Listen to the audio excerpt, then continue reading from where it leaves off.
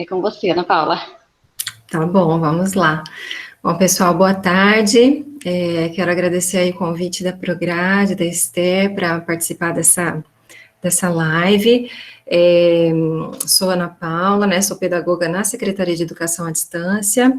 Tenho trabalhado com EAD já faz um tempinho, então, essa fala que a gente programou aqui vai ser a partir dessa experiência que a gente tem na Secretaria de Educação à Distância, trabalhando bastante com ambientes virtuais, e o objetivo é apresentar um pouco, bem de forma bastante introdutória, algumas coisas, alguns pensamentos que a gente tem sobre essa questão da interação, e dar algumas dicas para vocês que estão se aventurando aí nesses ambientes. Alguns de vocês já têm mais experiência, pode ser que já conheçam muitas coisas também, então, mas aí a gente vai apresentar um pouquinho para vocês, tá bom? Eu vou compartilhar, então, aqui a minha tela. Aí eu não vou ver mais vocês, eu só vou ficar vendo a minha tela, tá? Qualquer coisa vocês me dão um alô. Vamos lá.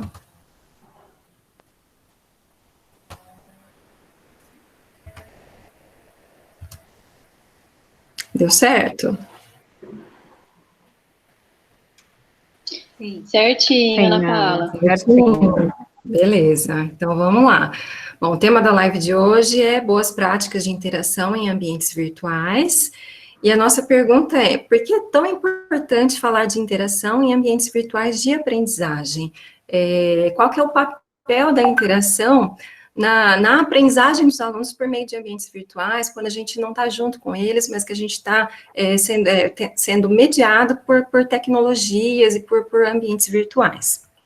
Para ajudar a gente a pensar um pouco nessa questão, eu trouxe um teórico que é muito conhecido na área de educação à distância, que se chama Michael Moore, da Universidade da Pensilvânia, nos Estados Unidos. Ele é o autor de uma teoria muito famosa na área, que se chama Teoria da Distância Transacional. E o Moore ele vai falar o seguinte: com a separação geográfica, física, surge um espaço psicológico e comunicacional a ser transposto, um espaço de potenciais mal entendidos entre as intervenções do instrutor e as do aluno. Este espaço psicológico e comunicacional é a distância transacional. Então, quando a gente está lidando com ambientes virtuais e querendo que a aprendizagem aconteça em ambientes virtuais, a gente precisa levar em consideração que existe uma distância que não é só física, mas é uma distância psicológica, uma distância de comunicação que precisa ser superada para que a gente consiga atingir bons resultados de aprendizagem. Essa que é a questão. E aí, como é que a gente faz para reduzir essa distância transacional no ambiente? Um dos fatores mais importantes para isso, que a gente pode dizer, é o diálogo, promover o diálogo nesse ambiente. E é a partir daí que a gente vai trazer chamar atenção para alguns aspectos de interação e de diálogo no ambiente virtual. Bom, o primeiro ponto que a gente queria colocar é que é fundamental a criação e o acompanhamento constante de canais de comunicação nesse ambiente virtual. Tanto se você for utilizar o Moodle, o Google Classroom, ou, no caso, outros ambientes que, porventura, em atividades que possam estar apoiando, né, esses ambientes, é fundamental a abertura, a criação de canais de comunicação, tanto do professor quanto com os alunos, quanto dos alunos entre si. Se a gente for pensar no Moodle, a principal ferramenta de comunicação é o fórum. O Moodle, ele conta com o fórum de notícias, que ele vem por padrão em todos os ambientes, e é um fórum super importante para a disponibilização de informação do professor para os alunos, porque os alunos, eles não interagem nesse fórum, eles não respondem, é só comunicação professor-aluno mesmo. Os alunos, eles recebem as mensagens desse fórum por e-mail, seja como mensagem direta ou como um resumo das mensagens postadas, mas vai para a caixa de e-mail do aluno, por isso é importante, tão importante. Mas outros fóruns também são fundamentais que se disponibilizem nos ambientes. Um fórum de dúvidas, para que os alunos se sintam à vontade de colocar suas dúvidas. Às vezes um fórum de interação mais livre entre os alunos, em que eles possam trocar experiências. Então, garantir essa abertura, esse canal de comunicação no ambiente é fundamental. Outras ferramentas no Moodle também permitem a interação dos alunos entre si. E aí a gente trouxe os exemplos da base de dados, que conforme os alunos postam as suas produções, é possível habilitar a opção de comentários para que eles possam dialogar entre si, comentar as atividades uns dos outros. A Wiki é uma ferramenta que permite a elaboração de páginas web colaborativamente, que também permite a troca de comentários. O laboratório de avaliação é uma ferramenta que permite que os alunos façam avaliação por pares. Então, eles postam as suas atividades e é possível colocar outros alunos para fazer a avaliação dos alunos e eles comentam entre si. Então, existem uma série de possibilidades de promover a comunicação dentro dos ambientes. No Google Classroom também existem opções. O mural é a primeira coisa ali que está disponível no Moodle, no G Classroom, então, onde o professor, ele posta coisas e os alunos podem comentar, ele pode, inclusive, fazer postagens específicas para determinados alunos, então, ele pode postar, tem a opção de escolher que uma mensagem pode ser vista por todos os alunos ou por alguns alunos específicos. Essa é uma opção também na pergunta. A pergunta, ela pode ser considerada, parecida com o fórum, que o professor abre uma pergunta e diz, os alunos respondem, e também nas atividades, quando você cria atividades, também, a atividade também possibilita troca de comentários. O professor comenta, o aluno consegue responder, então possibilita também essa troca, esse diálogo entre professor e aluno. Nessa questão do canal de comunicação, uma coisa que a gente gostaria de chamar a atenção é ao ritmo da resposta aos alunos, principalmente com relação às dúvidas. E aí a gente traz uma parte de um texto, de um artigo da professora Denise Abreu e Lima, que trabalha lá na SEAD com a gente, dela e do Mário, dizendo um pouco sobre essa questão do ritmo de interação que pode ser considerado ideal quando a gente está dialogando e aprendendo à distância. O que ela diz? O que eles dizem, né? Que respostas instantâneas, imediatas, ajudam a manter uma conversa, mas podem fazer o destinatário sentir-se pressionado a também responder rapidamente. Então, a questão de ficar respondendo de forma muito rápida, às vezes não é tão bom, apesar de parecer bom, às vezes não é tanto, porque a pessoa pode se sentir pressionada a responder e pode criar uma pressão para que você sempre responda tudo muito rapidamente. Então, em contraponto a responder muito rápido, a gente tem a questão da falta de resposta, né, que pode fazer o aluno se sentir ignorado, depreciado, negligenciado, porque ele não está sendo atendido em suas demandas, né. O que é mais interessante? Um caminho do meio, uma resposta ritmada, que ajuda quem postou a sentir-se respondido e ainda lhe permite ter tempo para refletir antes de postar a sua réplica. Então, uma resposta ritmada, que aconteça dentro de um tempo em consonância com o calendário, com o cronograma da disciplina. Eles fazem uma observação que é o seguinte, por exemplo, um e-mail, uma mensagem solicitando ajuda para postar a atividade, uma atividade que já está vencendo o prazo. Se for respondida só 48 horas depois, não vai ajudar o aluno, porque já passou do tempo, ele já teve que postar a tarefa do jeito que ele pensou, e ele não teve ajuda na hora quando ele precisou. Então, assim, ter uma atenção também a isso. Se já está chegando perto de um momento em que está vencendo o prazo de entrega de atividade, é um motivo para ficar mais atento aos fóruns de dúvidas, ao e-mail, aos canais de comunicação que você tem com os alunos, que provavelmente as dúvidas vão surgir nesse período. E além disso, manter um ritmo de acesso ao ambiente, de verificação desses canais de comunicação, para que os alunos sempre se sintam amparados e respondidos, né? E aí você supera um pouco essa sensação de isolamento e de eu não tenho para quem recorrer. Não, ele tem, porque o professor está lá e ele sempre responde. Pode não responder imediatamente, mas responde a tempo de resolver as dúvidas dos alunos. Então, isso é muito importante. Bom, vamos para a próxima aqui. O envio de mensagens pela ferramenta Participantes, no caso do Moodle. A ferramenta Participantes, ela é uma estratégia muito útil. Ela é uma ferramenta mesmo muito útil para quem trabalha com o Moodle, porque depois, acho que não sei se todo mundo conhece, talvez depois a gente possa até mostrar um exemplo de visualização para o pessoal entender. Ela mostra a lista dos participantes cadastrados na sala, então você consegue ver há quanto tempo cada aluno acessou, fez o último acesso na sala, você consegue identificar os alunos que estão ausentes, que nunca acessaram, ou então que estão ausentes há muito tempo, e que possivelmente estão correndo um risco de evasão da sua disciplina. Você consegue enviar mensagens individuais ou para vários alunos ao mesmo tempo, para todos os alunos ao mesmo tempo de uma vez. Essa mensagem que a gente envia pelo Moodle é interessante porque também cai na caixa de e-mail do aluno, então muitas vezes eles acabam respondendo até por ali quando você envia. É uma forma de pegar o aluno lá no e-mail, né, ele está ausente do ar, você sente que ele não está entrando, então você tenta captar ele de volta, e os alunos, eles gostam muito desse tipo de atendimento, né, querendo ou não, eles gostam de receber essa atenção, e você, com isso, você consegue ajudar alguns alunos que, porventura, estejam tendo dificuldades, e aí dificuldade de qualquer ordem, às vezes ele não tá com dificuldade de acessar o ambiente, alguma dificuldade de internet, com problema pessoal, e aí, com a conversa com o professor, às vezes uma mensagem já consegue resgatar esse aluno de volta. Então, a ferramenta Participantes também é bem interessante, o envio de mensagens, ele é muito efetivo. Bom, uma outra dica para estimular a interação nos ambientes é a mediação dos fóruns de discussão.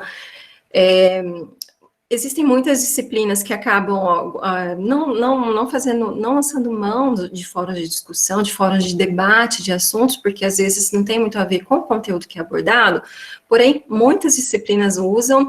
Os alunos, eles em geral, é possível aprender muita coisa com os fóruns de discussão, desde que ele seja um fórum bem formulado, que ele promova realmente o debate, a troca de pensamentos entre os alunos. Mas o que é legal do fórum de discussão? É não deixar ele a deriva, vamos dizer assim.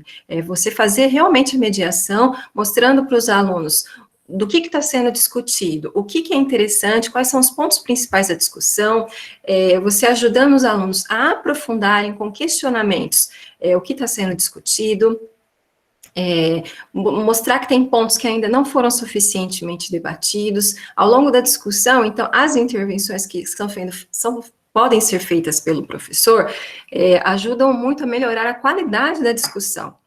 E ao final da discussão é sempre importante também fazer uma síntese, nem que for uma síntese simples, mas é interessante mostrar tudo que foi levantado, quais foram os principais pontos da discussão, que tem conexões diretas com os objetivos da disciplina, e apontar, aí esse é um momento, sobretudo, de apontar equívocos conceituais, coisas que não foram bem elaboradas durante a discussão. Tudo para propiciar uma melhor aprendizagem durante essa atividade. A gente até colocou aqui que tem um curso no POCA, no Portal de Cursos Abertos, sobre esse assunto, que aprofunda um pouco mais essas questões de mediação em fóruns de discussão, que é isso que a gente deixou indicado aí. Bom, e entrando um pouco na questão dos feedbacks, um outro ponto de interação muito importante que acontece nos ambientes virtuais é o feedback do professor para os alunos, sobretudo nas tarefas mesmo, nos momentos de realização de atividades. Existe essa autora que a gente está citando aqui, que é a Valerie Schutt, que ela é da Universidade da Flórida. Ela fez um amplo levantamento sobre a questão do feedback na aprendizagem, e ela mostra que nem todos os feedbacks são eficientes para promover a aprendizagem, e que existem algumas circunstâncias especiais que fazem com que os feedbacks sejam realmente formativos e apoiem a aprendizagem dos alunos. E ela levanta uma série de aspectos nesse sentido, né, nessa literatura que ela encontrou. Aqui a gente cita alguns, tem um material na sala de assessoria pedagógica com um pouco mais aprofundado sobre essa questão, mas aqui eu vou chamar a atenção para alguns aspectos. Por exemplo, ter como foco do feedback a tarefa, não o estudante. Então, tentar avaliar o que o aluno está entregando pelo produto e a partir do objetivo que você estava esperando na tarefa, né?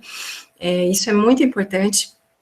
Além disso, ser claro e específico no feedback, então tentar não ser muito prolixo, não ser muito longo, mas assim, pontuar exatamente para o aluno o que ele fez de bom e no que ele pode melhorar. Eu acho que essa questão de sempre não esquecer de valorizar os aspectos positivos do trabalho são fundamentais até para o aluno se abrir para aceitar melhor as críticas que você vai apontar. Isso também, na psicologia, já é amplamente sabido, essa questão de que, se você vier com a crítica de entrada, então você já não vai ter uma boa recepção do feedback. Se o que você está querendo é não fazer a crítica pela crítica, mas mostrar para o aluno que ele pode melhorar, então é importante a gente procurar nesse feedback ser claro, ser específico, mas também ter um tom amistoso, um tom amigável e que seja motivador para ele, para que ele busque aprender mais, busque melhorar. Certo. Outro aspecto que a gente pode citar, reduzir a incerteza entre o desempenho do estudante e os objetivos da tarefa. Então, o feedback sempre tem que estar muito relacionado com o que era esperado, com o objetivo que estava ali explícito na tarefa, e por isso também a necessidade de descrever adequadamente tudo que você está esperando do aluno, porque você não tem a instrução ali da sala de aula, do presencial, para pedir, para explicar o que você está querendo, então você precisa ter muito cuidado para descrever exatamente o que você está pedindo para o aluno, e aí o feedback vai muito em função do que foi pedido. Não adianta esperar uma coisa que não estava sendo demandada ali, porque ele não teve como saber, né? Ele não teve como saber.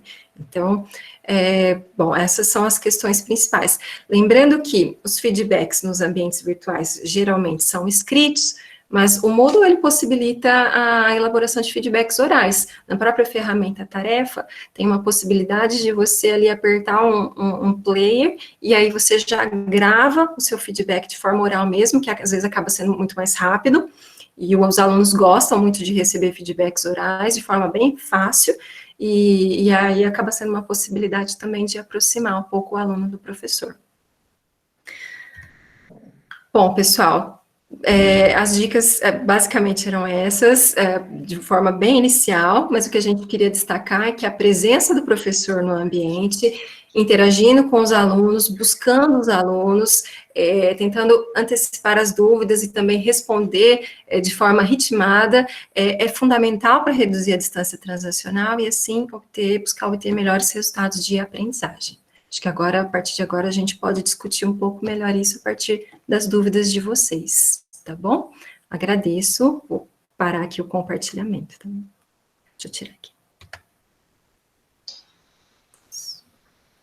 Bom, pessoal, então agora a gente abre, né, para vocês participarem, caso tenha alguma dúvida, queira falar também. A gente está aqui, tem a Maria Angélica, que vai estar ajudando nessa condução. Também tem outras assessoras, tá, que estão aqui presentes. Vocês podem utilizar tanto o chat, quanto pedir a palavra para colocar as dúvidas aí que vocês tiverem, ok? Agora é com vocês. E parabéns, Ana Paula, pela explanação. Eu acho que ela, assim, foi um bom início para comentar a discussão aqui da nossa live. Legal.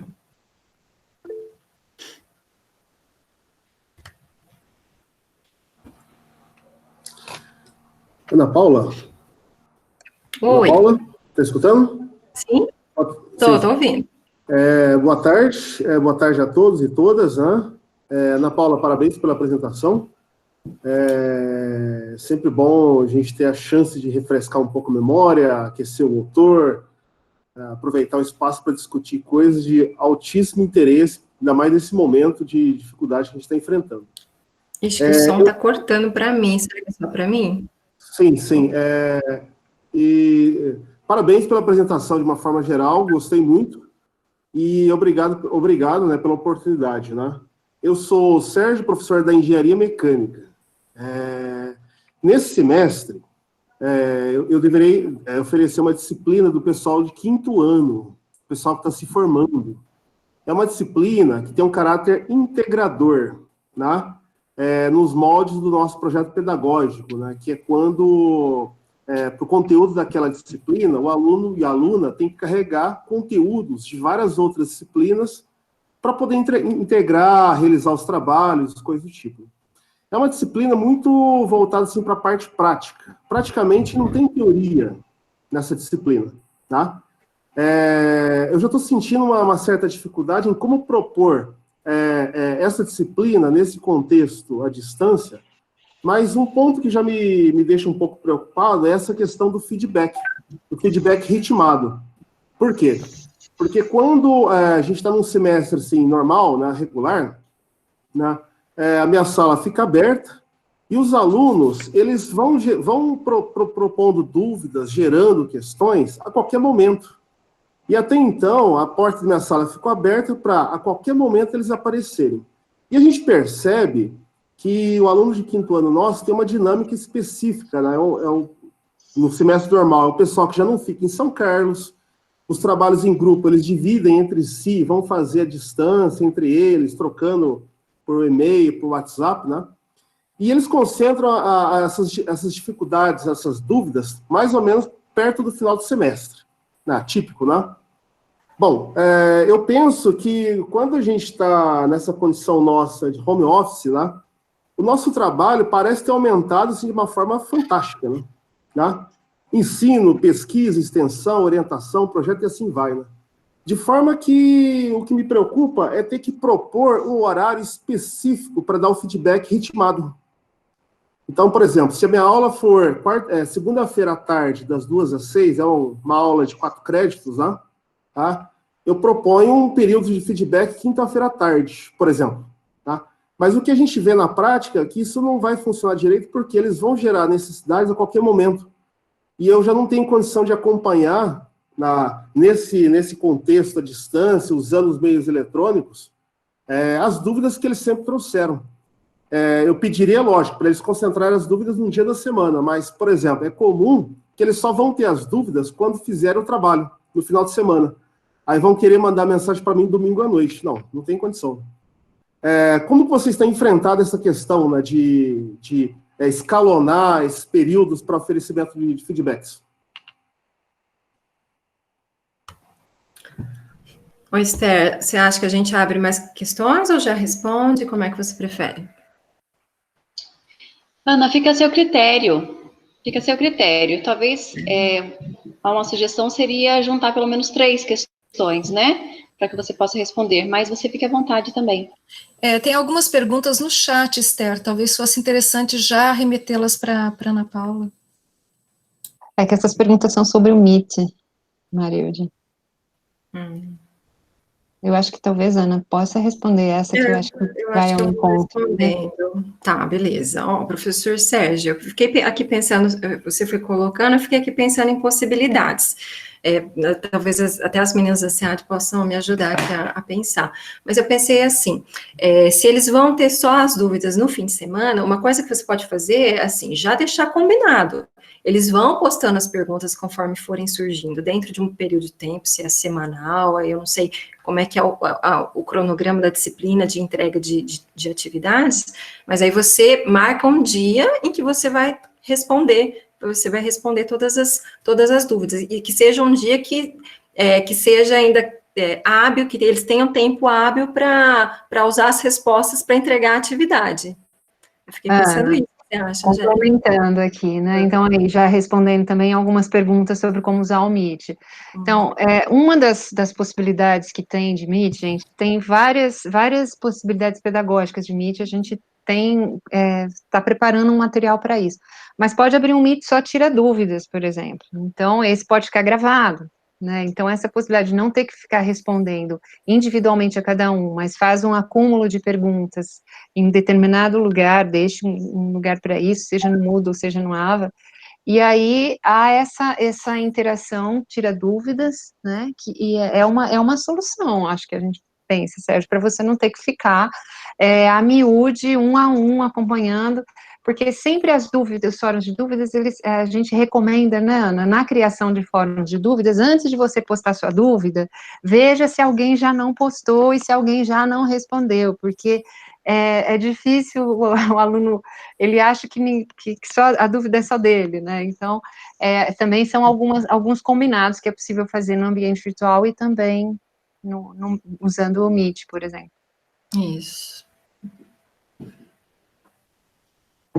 Ok, obrigado.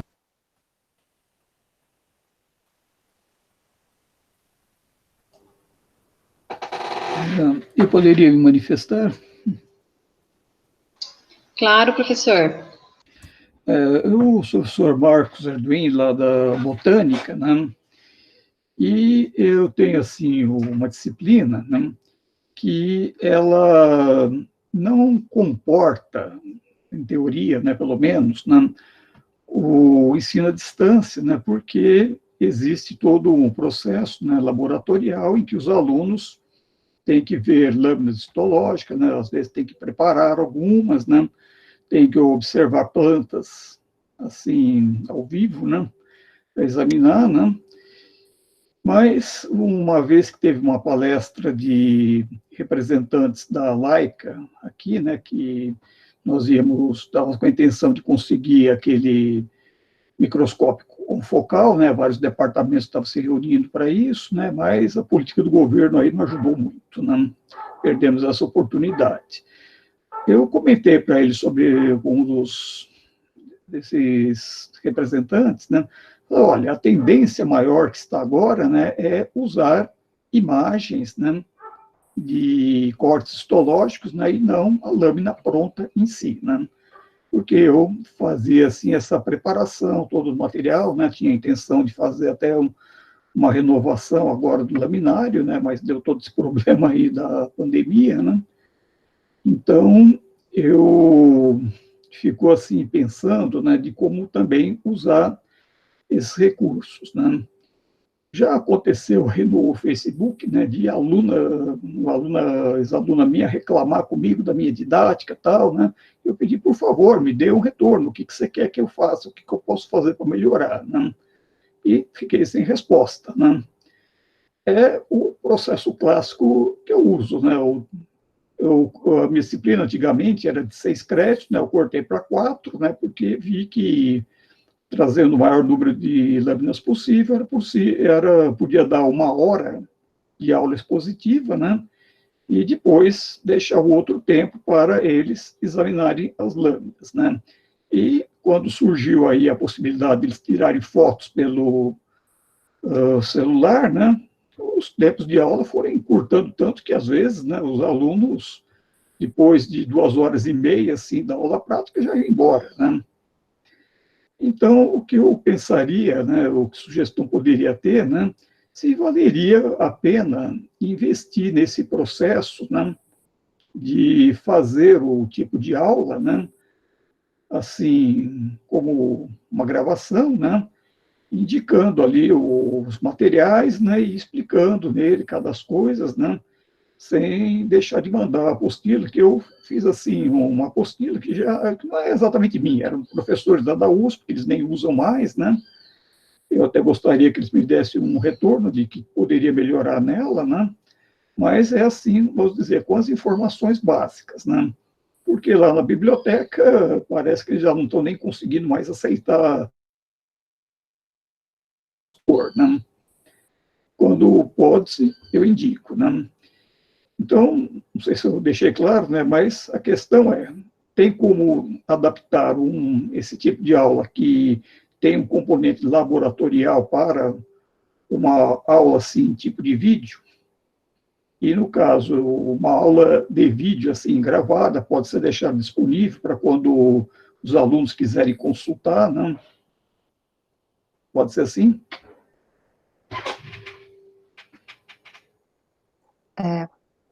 Posso comentar, professor? Sim.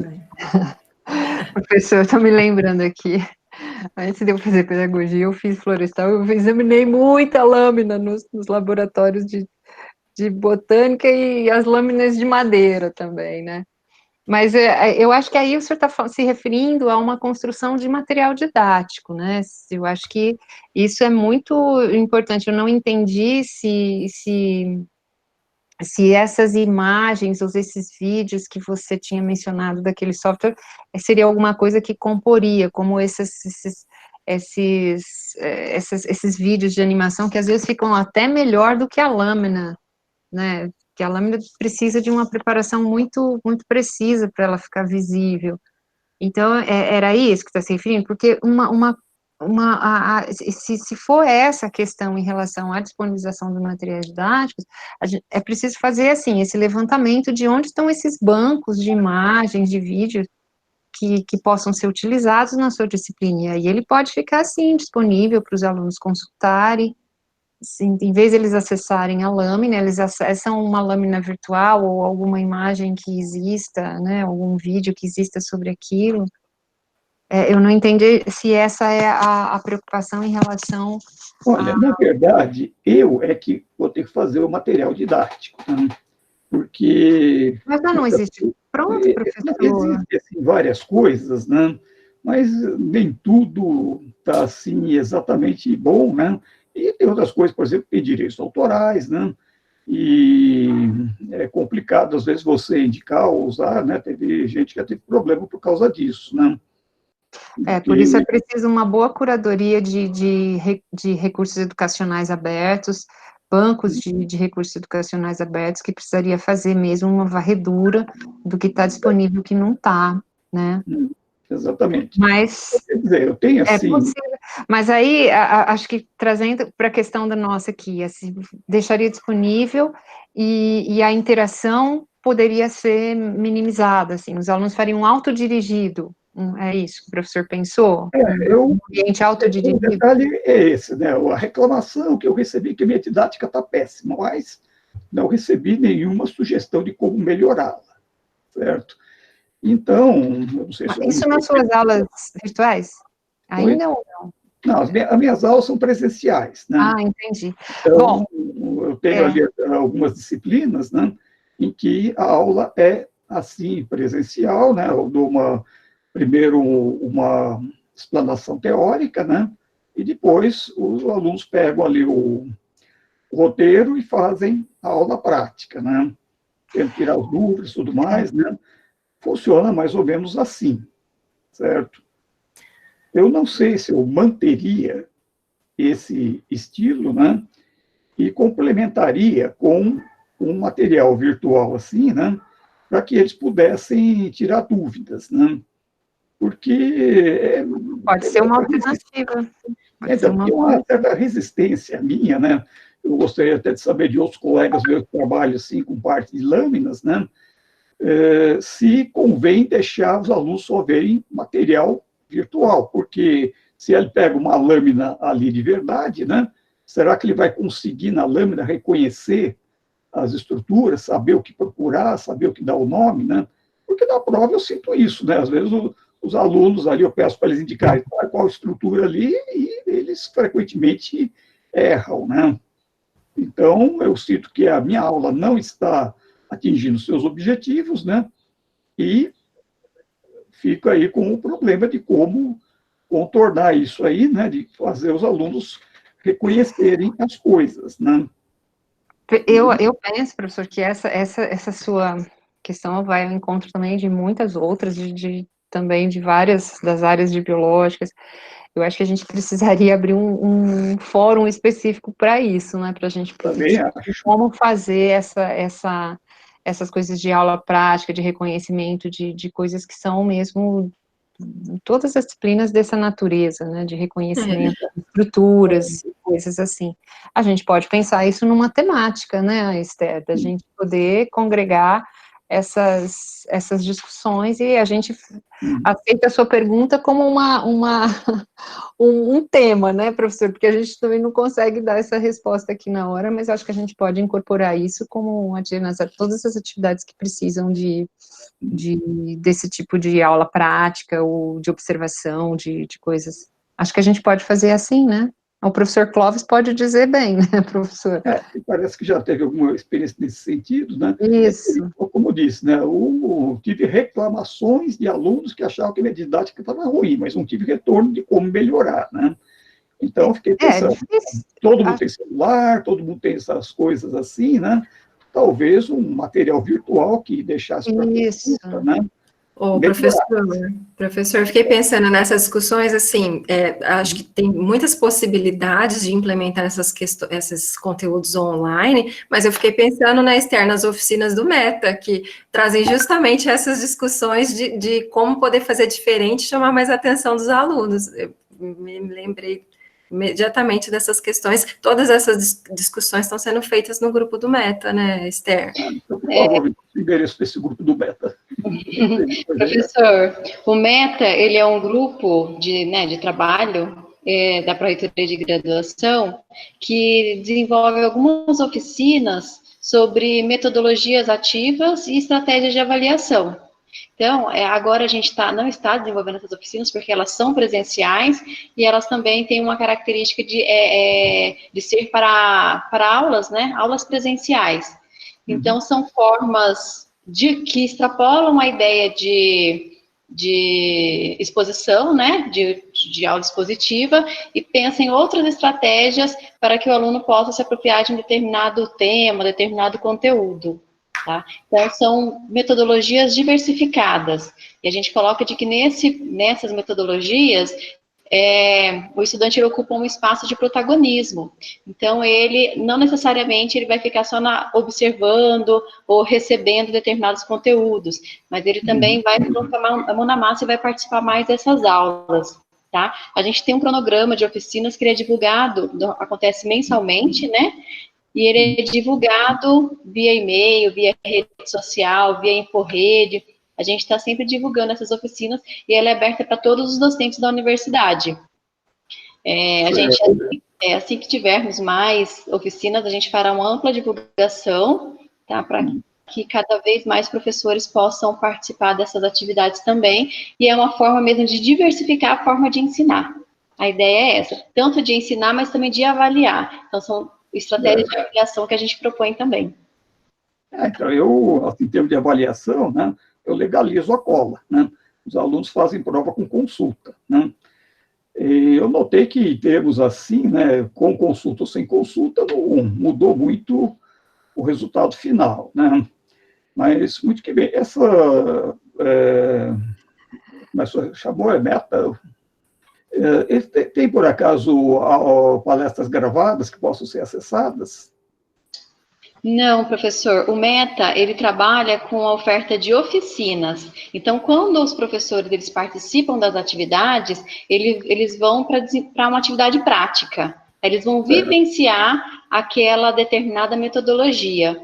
Então, para o Meta, a gente não conseguiu ainda uma forma de fazer com que elas sejam gravadas, porque a participação dele é muito constante, tá? Então, a gravação não é a mesma coisa, porque a gente não palestra, né? Mas são vivências das metodologias, tá? Então, ela tem um formato diferente. Tá bom, então. Bom, então, vamos esperar quando puder ter uma nova oferta e ver se eu aproveito alguma dessas aí. Pode deixar. Bom, estou satisfeito. Vamos ver se o Sr. Clóvis aí dá uma ideia melhor, então. Tá? Obrigado.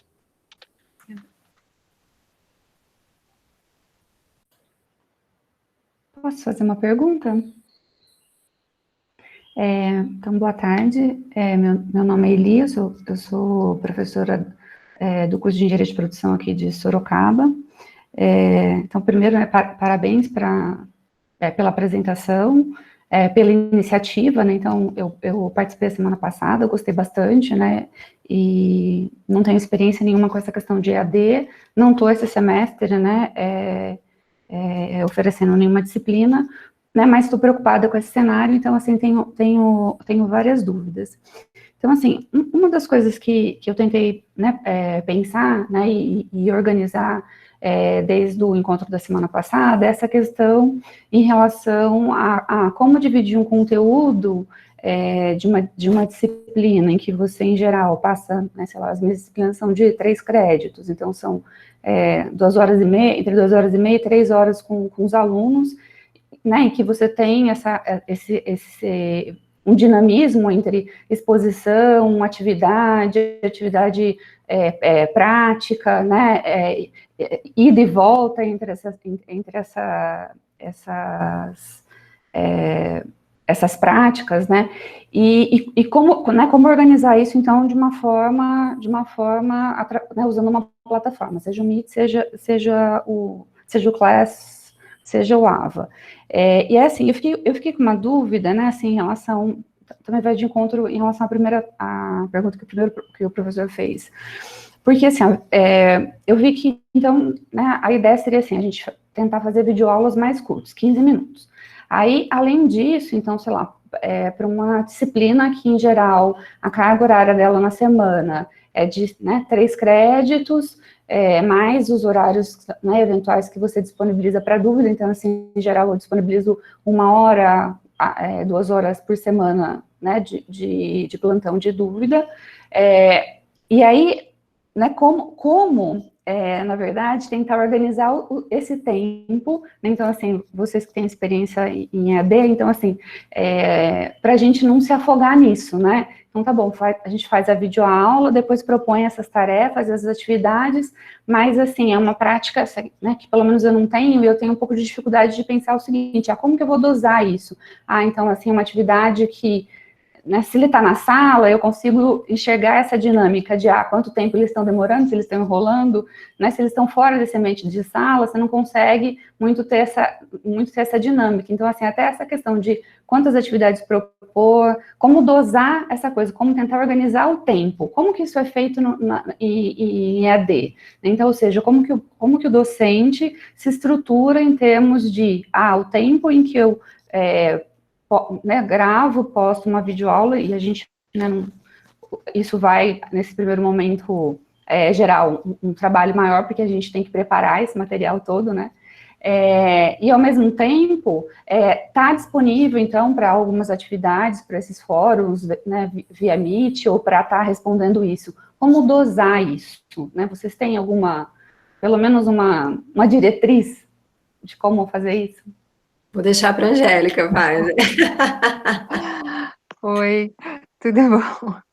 Então, a questão mesmo de planejamento da carga horária para EAD é o ponto fulcral do planejamento, né?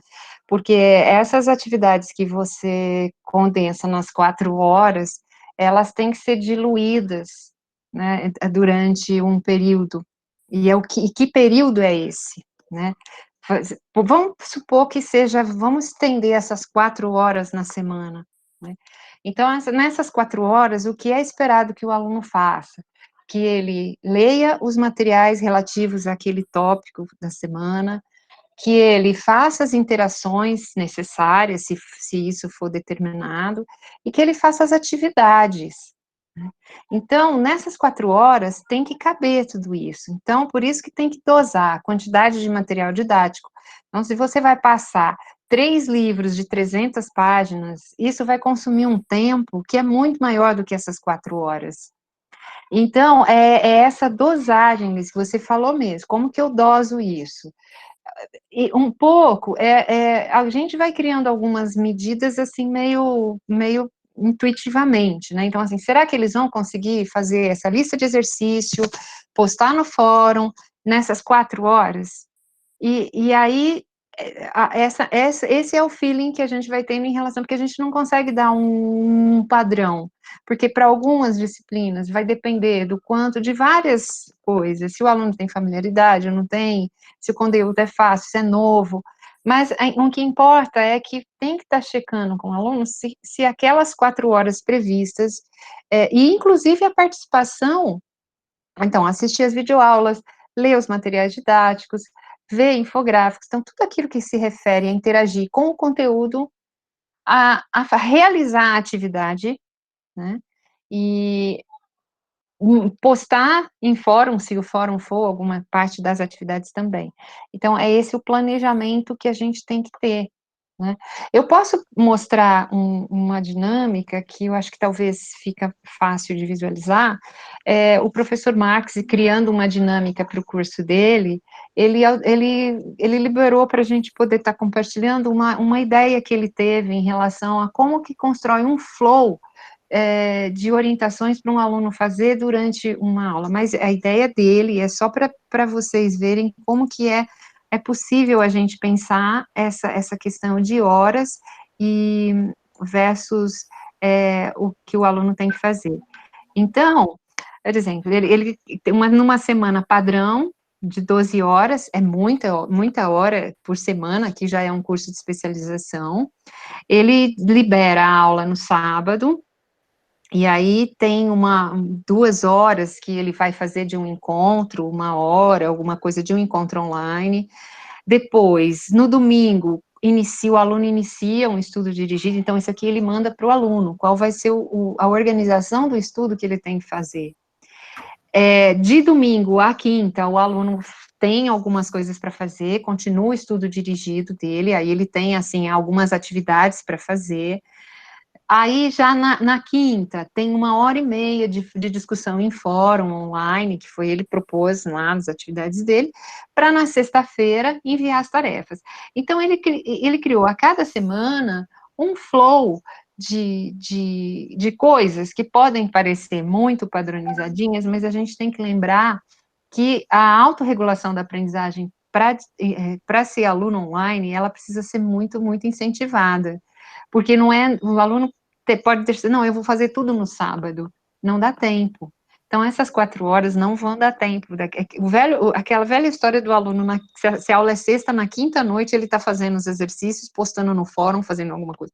Então, a gente precisa também formar os alunos para entender que eles têm que ter um ritmo, que não vai dar tempo de ler todos os materiais, mesmo que você tenha deixado no ambiente com antecedência, ele não pode achar que ele vai fazer todas as atividades daquela disciplina no sábado para entregar na sexta, se assim foi combinado. Então, parte também da responsabilidade é de vocês, professores, na organização desse ritmo dentro da sala, mas a gente também precisa pensar que os alunos também precisam ter autorregulações. A gente já tem, né, Ana, algumas coisas sobre autorregulação da aprendizagem, mas essa questão de organização para os estudos, nós disponibilizamos alguns materiais lá na sala do Inovaê, muitos materiais do ProEstudo, que não sei se vocês se lembram, né, Esther, o ProEstudo tinha algumas coisas que os alunos, ajudarem os alunos nessa organização para os estudos.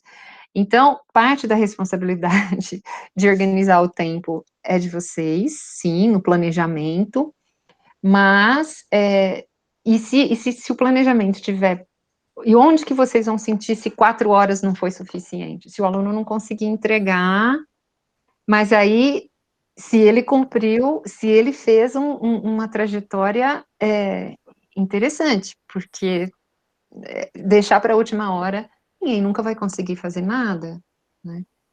Não sei se respondo ou se trago, podemos aprofundar isso depois. Esther. Tem uma pergunta. Pessoal, acho que o professor professora Bill, pediu a palavra. Não sei, também gostaria de fazer uma pergunta, está aqui no chat. Posso fazer? Claro. Peraí, eu sou o professor Bill, eu dou aula para um cursinho social, dou aula na graduação de administração e dou aula no MBA internacional. Eu queria saber de vocês, como é que eu faço? Minhas aulas são muito participativas e muito ativas, mas eu queria saber, eu estou tentando me reinventar, no sentido que eu estou achando muito difícil fazer com que os alunos participem de uma aula presencial online que eu dou. Por exemplo, entenderam? Silêncio, tem que cutucar. Alguém tem uma pergunta? Aquele silêncio. Alguém tem alguma ideia que possa desenvolver para fazer com que os alunos participem mais ativamente de uma aula online, presencial?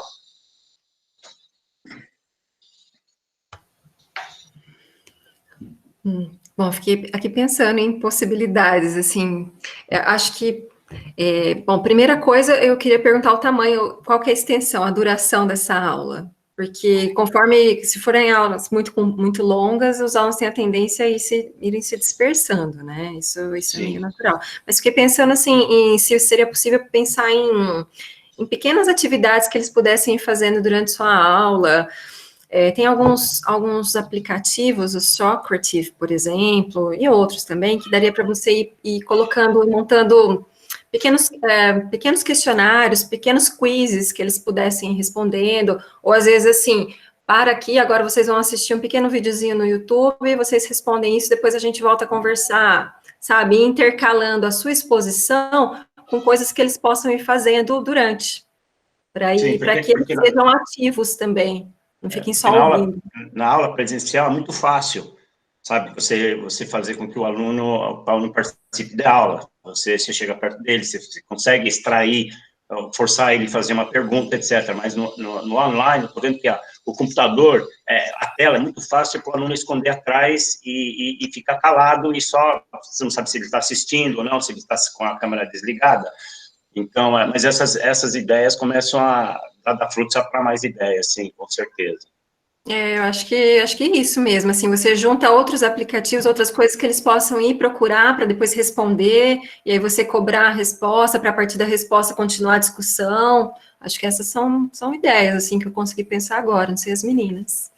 Eu acho que é isso mesmo, na minha sugestão, assim, as coisas têm que ser mais dinâmicas mesmo porque é muito linear, né, uma aula online. E assim, então você faz várias coisas lá no presencial, você chega perto, então talvez isso mesmo, fazer um planejamento, olha, gente, eu vou dar 15 minutos de exposição, vou dar uma tarefa, daqui 15 minutos a gente volta para discutir, criação de dinâmicas mesmo, e todos esses que a Ana mencionou, existem Kahoot, que você faz quizzes online, criar mesmo um processo dele vai e vem, ele clica num outro lugar, ele responde. Ou seja, às vezes construir um mural online, tem várias ferramentas de mural, eles podem postar coisas que eles encontraram. É interessante. Ou seja, não precisa ter medo de parar a minha exposição e dar 10 minutos de atividade e eu ficar aqui olhando para a tela, assim, não precisa ter esse tipo de medo. Não. É interessante. E aí, por exemplo, isso que a Ana falou, tem o Padlet, que eles vão colocando, fazendo vários, pode abrir um documento no Drive, em que eles vão colocando rapidamente tudo que eles estão pensando. Então, essa, assim, a quem está do lado de cada tela, fazer coisas, e você não precisa ficar todo o tempo nessa condução do processo, né? Que alguém falou, a Priscila, falou assim, não faz umas aulas muito extensas. Por exemplo, no cursinho, que eu sou da FIA, sabe, da Fundação Instituto de Administração, aqui em São Paulo. E, por exemplo, no nosso cursinho social, a gente cortou as aulas, os professores, numa reunião, cortaram as aulas para 1 hora, porque a maioria dos alunos usam o celular. Então, para ficar 1h30, que é a hora normal, 1h40, no celular é difícil, ainda mais tem 8 horas. Mas, por exemplo, na graduação, a FIA falou assim, não, é aula normal, presencial, online, 2 horas direto. Então, essas coisas, fica difícil para você. Eu falo assim, alguém tem uma pergunta? E aí tem aquele silêncio, e aí você, como ser humano, você já quer preencher o silêncio com alguma coisa, você começa a falar de novo. E aí tem outro problema que começa, 1 ou 2 alunos começam a participar, e só esses 2 respondem, e você começa a ser... o tempo começa a ser dominado por você e 2 ou 3 que estão participando.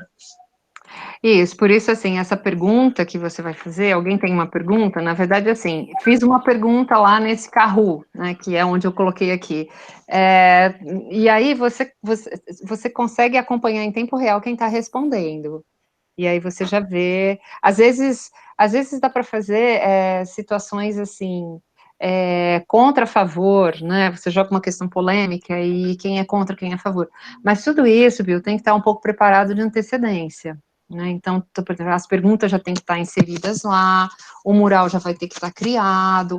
Então, essas dinâmicas, você não vai poder criar na hora. Deixa eu abrir o Kahoot aqui, ou o Socrative, para fazer votação de perguntas.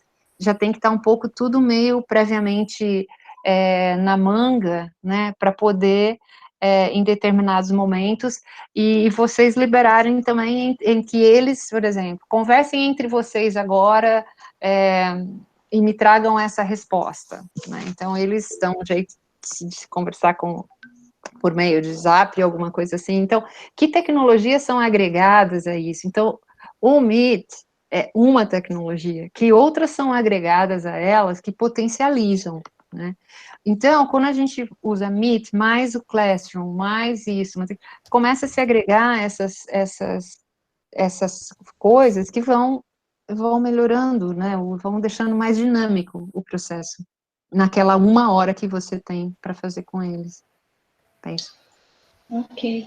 Pessoal, tem algumas questões no chat, e depois também o professor Sérgio pediu para falar, tá? Seguindo aqui a ordem do que estamos, tá? Então, a professora Adriana, ela colocou aqui que a pergunta dela é: como equilibrar no processo educacional que utiliza acesso remoto, o foco na entrega da tarefa e a aprendizagem de maneira singular? Tem ferramentas que ajudam a singularizar o acompanhamento da aprendizagem? Será que a gente podia conversar um pouquinho sobre...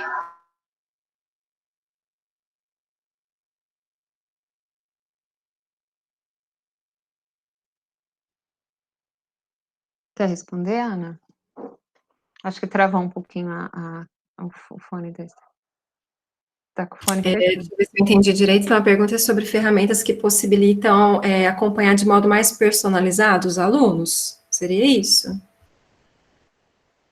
Oi, Ana, foi isso que eu entendi, isso mesmo. Certo. Então, nesse sentido, os ambientes virtuais são muito interessantes, porque eles permitem um acompanhamento individualizado e processual, né? A avaliação em processo, ela é muito possibilitada pelas ferramentas do ambiente. Como a gente costuma, assim, organizar o cronograma da disciplina, de forma que ele tenha várias entregas de atividades que podem ser as mais diversificadas possíveis ao longo da disciplina. Então, essas ferramentas permitem não só que você acompanhe a evolução do aluno, quanto que você vai dando feedback para ele, para o aluno, sobre o que ele está entregando.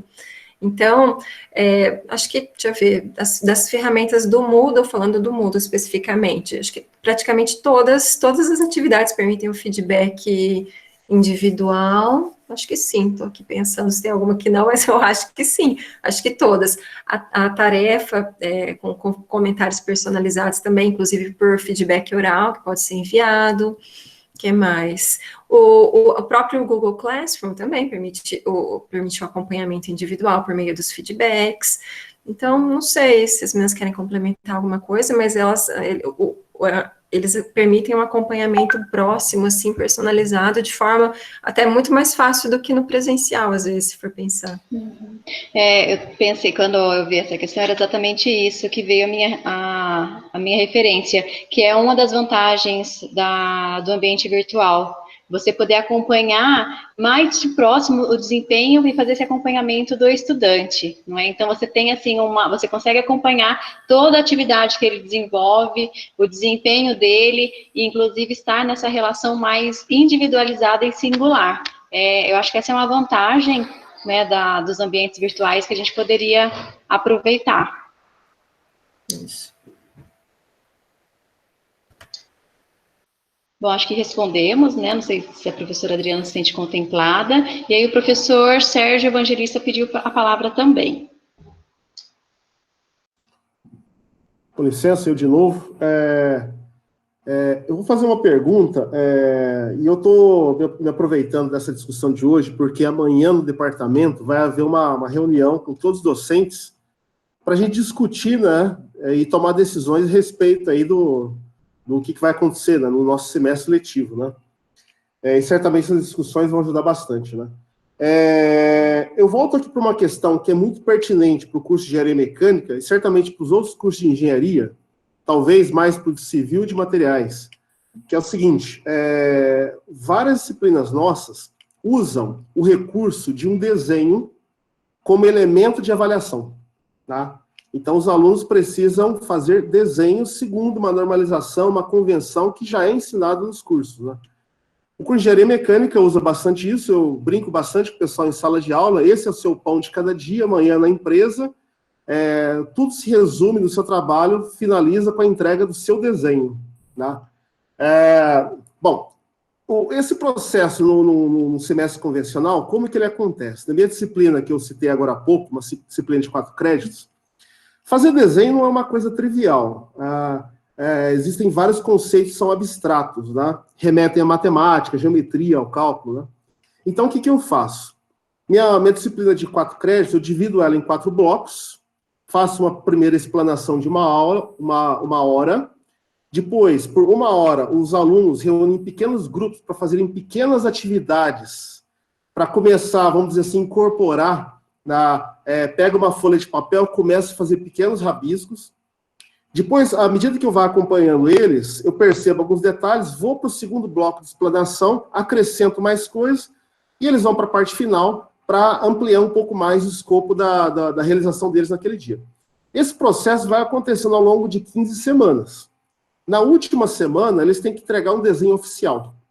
Já que é um aluno de 5º ano, né, o aluno está se formando, dali ele sai para a empresa para fazer exatamente isso. Entregar desenhos oficiais, desenhos formais. Eu tenho até um exemplo para mostrar aqui, caso queiram, né? O exemplo do sistema mecânico que está associado ao câmbio do carro. Tá? Para todo mundo que tem um carro, a gente percebe, nos relacionamos com aquele câmbio por meio da alavanca. Mas o engenheiro ele precisa olhar mais do que isso, ele precisa ver que tem um conjunto de peças, tem tamanhos, tem particularidades diferentes, tem geometrias, e a única forma conhecida no mundo de você registrar isso é por meio de um desenho normalizado. Tá? Então, esse conhecimento a gente desenvolve nessa disciplina. O meu processo de feedback com os alunos, né, que eu comentei mais cedo, né, eu sinto que nessa condição à distância eu vou ter que concentrar um dia da semana. Mas já sabendo que a gente vai comprometer o processo, por quê? Porque a necessidade de feedback é instantânea. O aluno fez um traço, eu preciso corrigir. O aluno fez outro traço, eu preciso corrigir. Tá? E esse processo ele não avança. Tá? Isso acontece com eu olhando eles fazerem o traço. Às vezes, dependendo da forma como o pessoal segura a caneta, eu já sei que a figura que eles estão propondo já vai sair errada. Tá?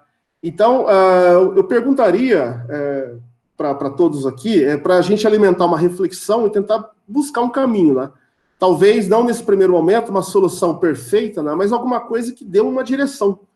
Porque eu já sei que esse problema do desenho, que ele é pertinente a várias disciplinas do curso de engenharia mecânica, tá? Inclusive para a progressão do aluno. Né? Tem alunos que têm dificuldades em fazer certas disciplinas lá na frente. Por quê? Porque não consegue depreender o processo básico de fazer um desenho manual. Tá? Aquela brincadeira que a gente via lá no colégio, uma circunferência, uma reta tangente, essa brincadeira ela cresce aqui no curso. E muita gente se perde nessa abstração. Então é por meio desse processo de desenho que a gente precisa manter esse corpo a corpo, esse tete a tete, que a gente vai conduzindo o aluno no aprendizado. E eu tenho dúvida de como que a gente vai conseguir fazer isso à distância, tendo um período aí relativamente grande para oferecer feedback em relação ao trabalho deles. Obrigado.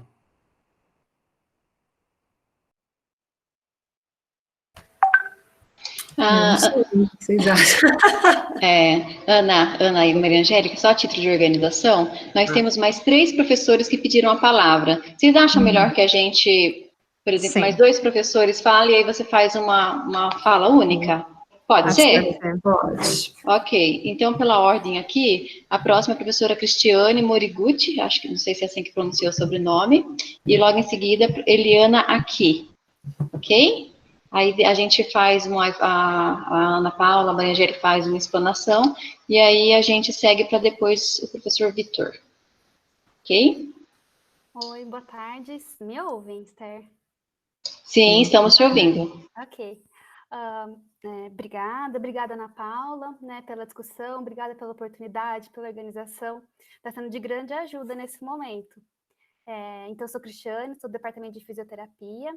Eu estou ofertando agora no calendário suplementar uma disciplina para desenvolvimento de projetos de trabalho de conclusão de curso.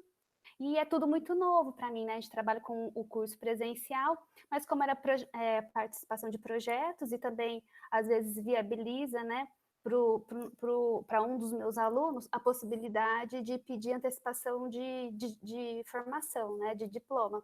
Então, eu achei interessante fornecer essa disciplina agora. E aí, a minha dúvida em relação à temática de hoje é a utilização de múltiplos canais de interação. Né? Então, a gente tem diversas ferramentas de interação. E como são disciplina de projeto, eu trabalho muito individualmente com eles, mas eu estou com 4 alunos. Então, formei salas de aula para que eles pudessem compartilhar dúvida entre eles. Só que como é projeto, a gente também já tinha outros canais de comunicação, e-mail, WhatsApp, né? E agora virou tudo, né? A interação acontece em todos esses canais. E eles já aconteciam antes. Por exemplo, a gente tem 3 disciplinas, TG1, 2 e 3. Tem uns que estão no terceiro. Então, a gente já tinha o hábito de se comunicar via WhatsApp. E aí, agora, só que a gente tinha os encontros presenciais e uma dúvida ou outra ia via WhatsApp. Mas agora, como eu criei a sala e gostaria que eles interagissem, eu peguei e coloquei no G-Class e pedi a interação por lá. Mas eu estou me sentindo engessada também, né? Porque a gente respondia tudo muito rápido. Eu entendo que a demanda acaba ficando imensa para a gente, né? Mas a gente tinha outra dinâmica.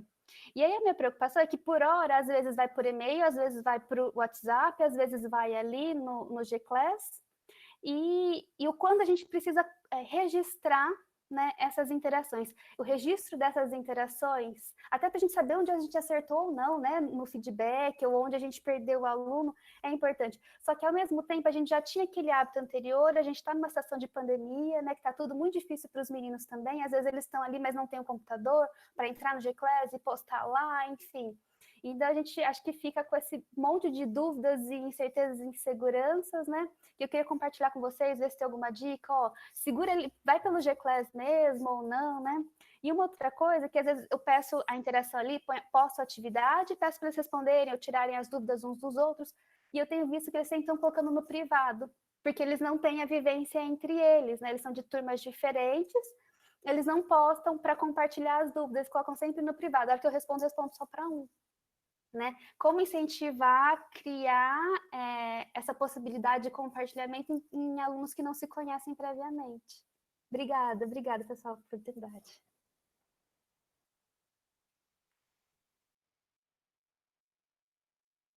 Acho que mais uma pergunta, né, Esther? Isso, é a professora Eliana. Oi, vocês estão me ouvindo? Estão me ouvindo?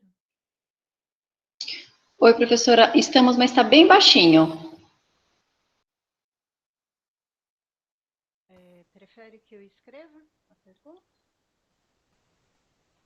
Eu estou ouvindo, eu pus bem alto aqui, deu para ouvir. Eu acho que eu estou no máximo. Tá. Melhora? Pode falar. Eu acho que estou ouvindo um eco, é comigo? Eu acho que todos aqui têm dúvidas sobre gerenciamento do tempo e organização. E as dúvidas também passam por pessoas que têm experiência em presencial, como transformar isso à distância, tanto em aula prática quanto aula teórica. Então, acho que a maior dúvida está na aula prática, porque vivenciar e desenvolver habilidades motoras é um desafio à distância. Eu acho que isso a gente tem que assumir que não vai realizar. Então, acho que tem alguns focos que a gente tem que colocar e saber os nossos limites. A minha dúvida é quanto a postar exercício, como foi mostrado aqui, uma sequência, uma organização, um retorno para o aluno, para que ele possa se sentir seguro e ter uma organização. Presencialmente, muitas vezes eu postei exercícios que não tinha que ter um retorno. Faça um resumo, observe uma figura, monte um mapa conceitual. Eram sugestões de atividades para aquele tema que poderia ter uma dificuldade. Então, eu não pedia um retorno. Isso funciona à distância? Porque o que vocês estão mostrando é organizar e ter uma agenda de retorno. Porque, como ele falou, nós não temos experiência de gerenciar toda e organizar todo esse retorno. E, às vezes, não funciona, não precisa. Né? Uma outra pergunta com relação a esse retorno dos alunos, se a gente posta várias etapas, vários serviços, funciona receber atividade em equipe? Porque presencialmente, às vezes, funciona. À distância, eu gostaria de saber se é um procedimento interessante ou se só vai bagunçar a vida de quem não está interagindo, como foi dito por outros professores. Acho que era isso.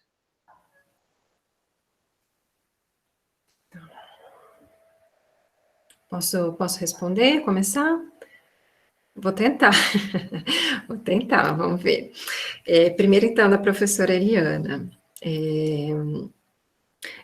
De modo geral, quando a gente planeja atividades à distância, a gente costuma pedir entregas para os alunos, sim. Porque o que a gente, não sei, da minha experiência, vou falar da minha experiência. Como aluna e como professora, quando a atividade é opcional, os alunos não entregam. E não fazem, e nem fazem. Então, assim, e como agora seria um momento que os alunos não estariam tendo aula presencial, então a atividade, o fato dele fazer a atividade seria um momento importante para ele estar aprendendo. Então, ele vai ler algum material que vai embasá-lo para ele fazer uma atividade. E o fato dele entregar é importante para você conseguir acompanhar se em alguma medida ele conseguiu aprender, atingir aquele objetivo que você está esperando. Então, acho que seria interessante, sim, pedir para ele... Posso só justificar? Mas não. Porque eu entendo que muitas vezes um aluno, quando ele dá um retorno, entrega um trabalho, ele está pensando, o que é que eu ganho com isso? Que nota, qual é a minha recompensa? E, às vezes, você está com uma atividade que, certo, errado, é muito difícil ponderar e dar valores. Por isso que eu estou perguntando. É importante eu pedir um retorno, mas mesmo que eu não dê nota, que eu não, sabe? Essa é a minha dúvida. Eu acho que assim, tem formas de contornar isso, porque eles vão querer nota mesmo, ou no mínimo frequência. Você pode dizer que uma atividade, o fato deles entregarem, conta como frequência na disciplina. Vai computar no cômputo dos 100% lá, vai computar uma frequência. Ou então, pode ter um rol de atividades dentro da disciplina, que no final das contas vão pontuar, assim, vão ter um peso pequeno, mas que vão pontuar para título de participação na disciplina, por exemplo. Que o fato deles entregarem, até, às vezes, para facilitar a avaliação, que não é uma coisa que você vai pontuar exatamente, mas assim, que ele vai receber 10 se ele entregar e 0 se não entregar. E isso vai ter um pequeno cômputo de participação, por exemplo. Não sei, você pode pensar em algumas estratégias desse tipo, para que não seja as atividades que vão ser as atividades avaliativas, que vão pesar na nota, mas que valem alguma coisa, porque senão os alunos não podem entregar mesmo. Não sei se eu respondi, Eliana. E a questão das atividades em grupo também. Eu acho super válido, assim, ainda mais os alunos da graduação, que eles já têm o hábito de fazer trabalhos em grupo. Isso é possível. Em geral, a gente pede, aí a gente costuma bolar uma orientação de que o grupo elege um dos alunos para fazer a entrega da atividade na tarefa, e aí você avalia pelo trabalho em grupo. Você pode, inclusive, criar dinâmicas, pedir para eles compartilharem, sei lá, um documento do Drive em que eles estão trabalhando, para você poder acompanhar se tem gente participando, se todo mundo está participando mesmo ou não. Não sei, tem formas de ajudar os alunos a se organizarem para fazer o trabalho em grupo. Normalmente, não sei se eles gostam muito de fazer, mas se eles já estão acostumados é melhor. E de forma online tem formas, tem muitas ferramentas, acho que o Drive é o melhor, para ajudá-los a trabalhar colaborativamente para entregar um produto comum. E isso é interessante e dá para fazer online também. Não sei se a Angélica quer comentar alguma coisa das dúvidas da Eliana. Eliana, eu acho que concordo com a Ana, assim, essas entregas, elas podem ser escalonadas a partir de, olha, quem quiser, com alguma coisa que ele possa receber em troca por fazer aquilo. É incrível, mas tem que ficar, a gente é aluno, a gente sabe, né, Ana? Não preciso, não vou fazer, né, mesmo que a gente sabe que aquilo seja importante. Bom, da Cristiane, então, a questão dos vários canais de comunicação. Eu não sei, eu fico pensando que tudo como é que eu posso dizer? São hábitos que a gente constrói com a turma. Então, assim, é interessante ter o registro, eu acho que é super interessante ter o registro, principalmente num ambiente mais organizado, que seria o Classroom, que é o que você está utilizando. Então, assim, mas aí precisa começar, uma questão de ir educando, talvez. Ele postou a dúvida em particular, então você pega a dúvida dele, joga lá no mural e responde. Fala, gente, acho que essa dúvida vai interessar todo mundo. E começa a sempre mandar para um lugar mais público, que aí talvez ele se acostume com a ideia, não sei. Mas a questão de ter o WhatsApp mais na mão, querendo ou não, ele é a ferramenta de comunicação mais rápida. E aí, não sei. Eu complementaria, Cristiane, que é assim, todo mundo está aprendendo, né? Os alunos também estão aprendendo. E eles têm esses múltiplos canais de comunicação, mas a questão de ser gestor da sala é o que você falou, assim, como é que eu registro isso que aconteceu? Então, talvez, assim, nesse momento agora que todo mundo foi pego de surpresa, eu acho que talvez as coisas ainda estão em experimentação. Eu acho que essa experimentação sua, de puxa vida, estou administrando o Facebook, o WhatsApp, o e-mail, o Classroom, está me sobrecarregando. E aí, para uma próxima oferta, não, vai ser por aqui e é só por aqui que responde. Então, é essa história, assim, do quanto você abre da sua disponibilidade de tempo para ficar administrando multimídias de comunicação, muitas mídias de comunicação, e o quanto você quer convergir para uma e aquela ser aqui o combinado que a gente vai fazer para a disciplina, né, olha, e aí os combinados das disciplinas podem ficar combinados escritos mesmo, olha, todas as postagens serão aqui, não responderei, aquilo que está lá, né? É que a fase do momento agora é de experimentação também, né? Na tentativa de atender tudo, a gente está abrindo tudo, mas o momento seguinte, talvez assim, olha, o que convém, né? E essa gestão de muitas mídias, gente, dá um cansaço, assim, absurdo, né? Com certeza. Acho que uma sugestão também para a Cristiane seria cortar o e-mail, pelo menos a comunicação por e-mail, não, deixa o e-mail para outras coisas, tenta focar no Classroom, WhatsApp eventualmente, para uma emergência, mas te corta o e-mail dos alunos, porque aí são 3 e não precisa, né? Não precisa. Acho que tem um comentário que alguém queria fazer, tem a ver assim, porque eu já queria pegar a resposta do professor sobre essa questão de conteúdos procedimentais, professor Sérgio.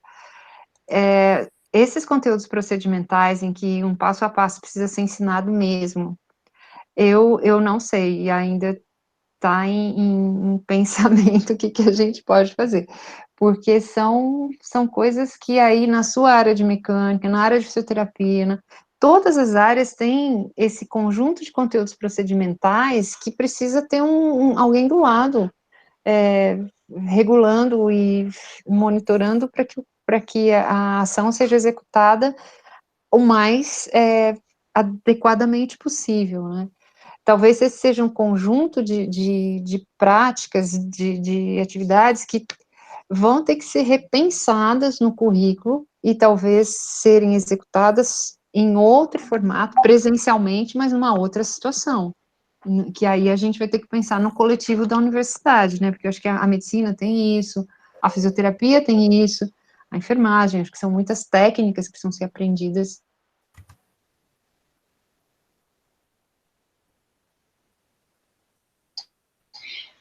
Parece que a professora Eli queria fazer um comentário também. É comentário breve, professora? Sim, rapidinho. Não, eu só gostaria de compartilhar, né, na fala da professora Eliana, ela estava falando sobre essa questão de fracionar as entregas, né,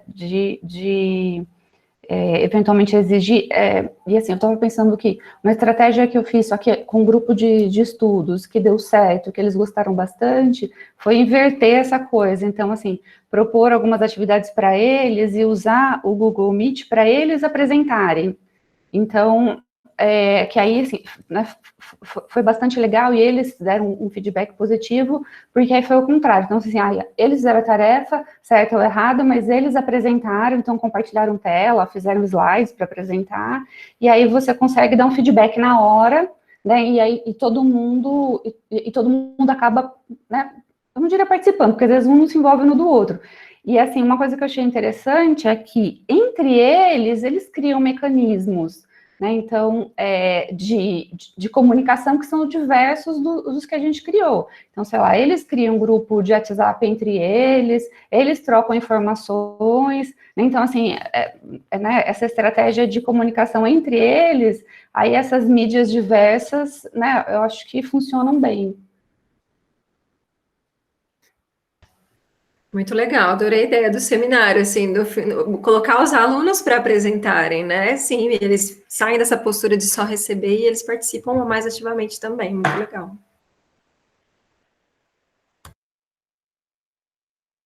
Acho que agora a gente pode passar a palavra ao professor Vitor, e logo em seguida teve 2 comentários importantes, que aí a gente vai falar um pouquinho também, foi feito via chat, tá bom? Vai comentar um pouquinho também, tá?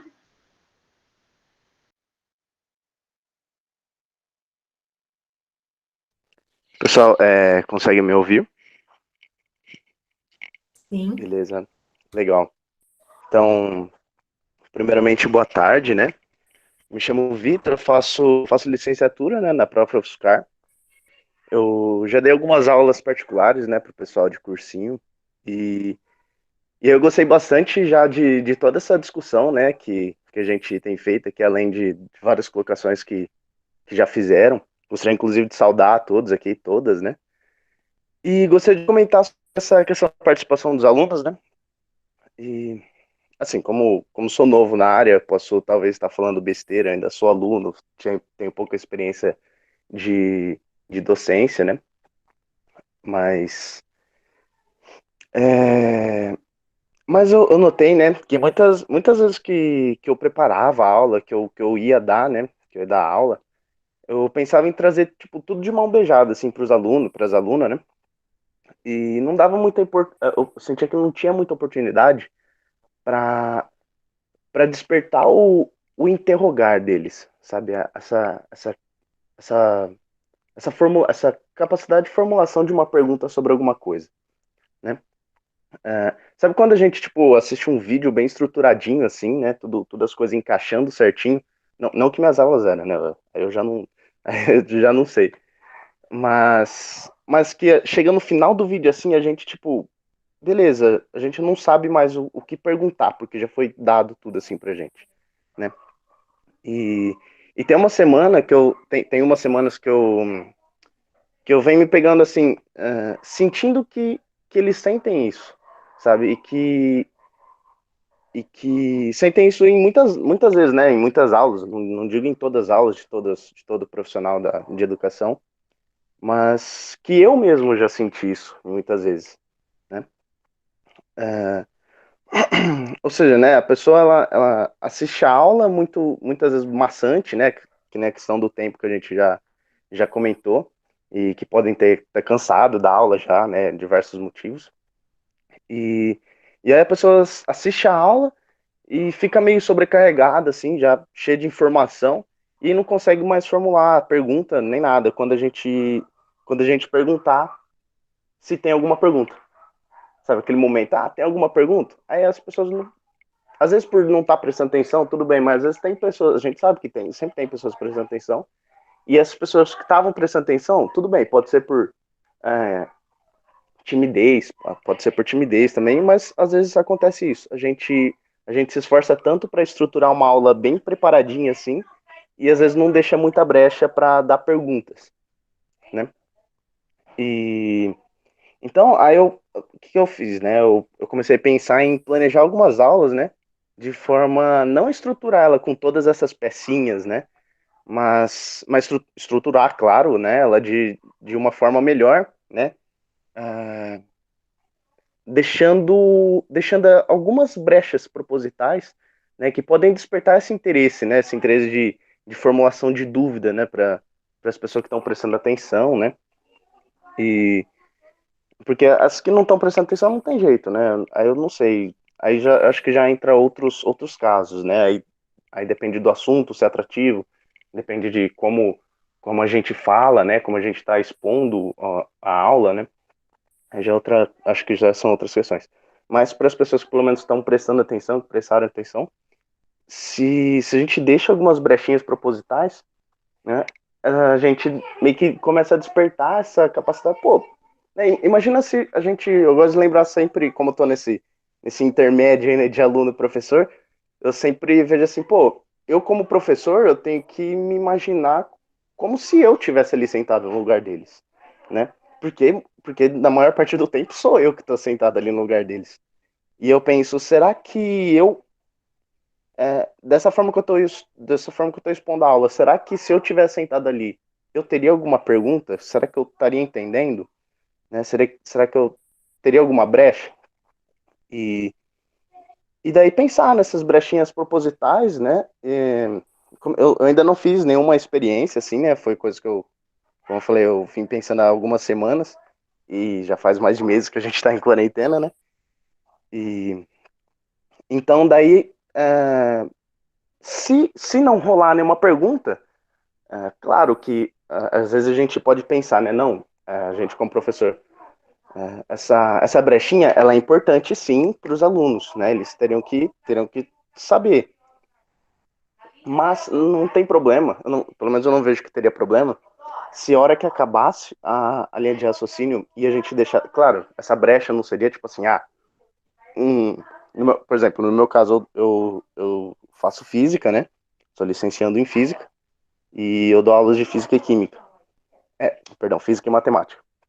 Aí no meu caso, né, não seria tipo assim, um teorema, né? Eu não vou deixar de fora um teorema, assim, deixar essa brecha, um teorema inteiro. Mas um pedacinho de alguma explicação, talvez não falar aquela curiosidade que eu gosto de falar, não sei. Mas alguma brechinha que eu poderia voltar depois, caso ninguém fizesse a pergunta. Ou da mesma forma, caso fizesse a pergunta, também teria que voltar, né, de qualquer forma.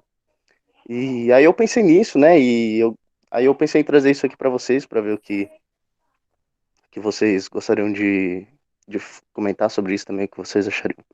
É isso, obrigado pela oportunidade, pessoal.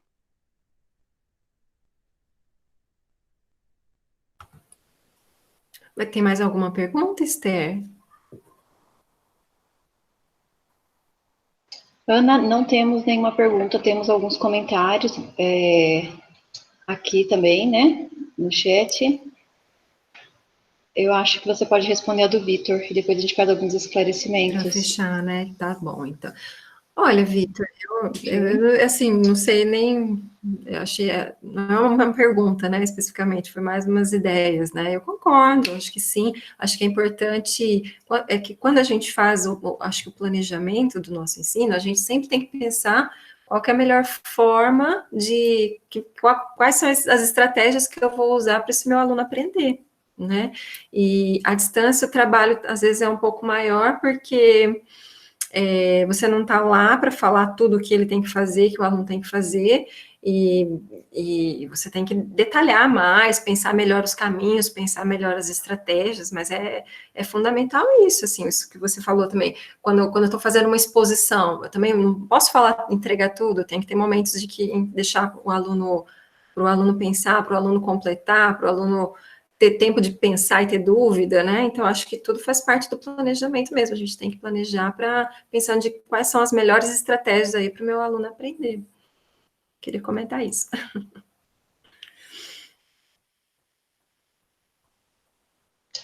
Bom, pessoal, a gente já está encerrando, né, nosso horário é 17 horas, nós já estamos muito próximos. Eu só não queria terminar a live sem fazer alguns esclarecimentos dos comentários e sugestões que apareceram aqui no chat. O primeiro foi a professora Kellen, que sugeriu que se fizesse uma live sobre o papel para os estudantes, né, falando um pouquinho sobre o papel do estudante na modalidade EAD. Então, a gente registra a sugestão da professora, nós também achamos muito importante, e está aqui anotado para que a gente possa pensar numa live com essa temática, tá bom? Também o professor Miguel colocou, né, como sugestão, um treinamento para EAD aos docentes, que fosse feito aos docentes, provavelmente dos demais campi.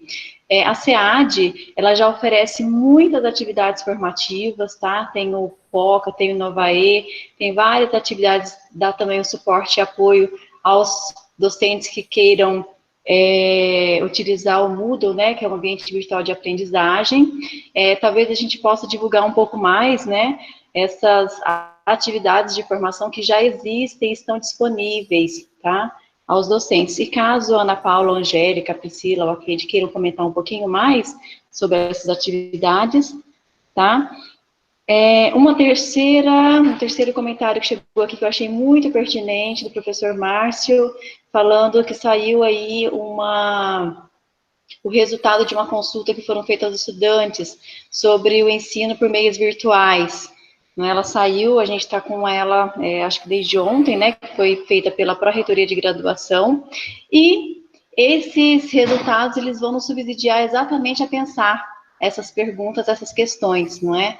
Ele foi divulgado para a comunidade, para que a gente construísse essa resposta, essas ações coletivamente, tá? De como garantir que todos, caso tenha essa necessidade, porque o nosso calendário está suspenso, né?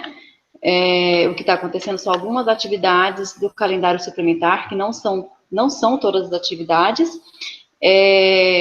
Então, para que a gente pense formas de caso haja essa necessidade de que o ensino aconteça por meios digitais.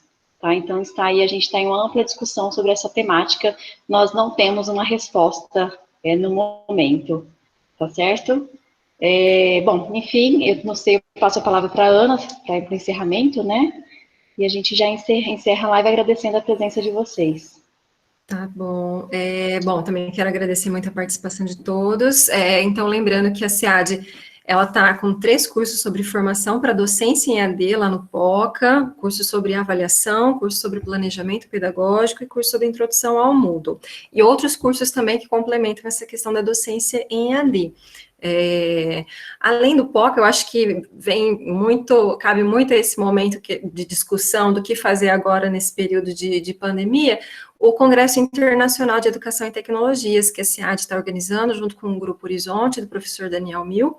O congresso vai acontecer em agosto, e aí a questão, o interessante é que, assim, a gente vai trazer convidados internacionais e nacionais para discutir todas essas questões que a gente está discutindo nas lives, vão aparecer, que o tema do congresso é justamente rediscutindo a presencialidade, acho que é isso, rediscutindo a presencialidade. Então, todas essas questões que estão sendo colocadas agora para a gente vão ser discutidas lá no congresso, então ficam todos convidados a participarem também.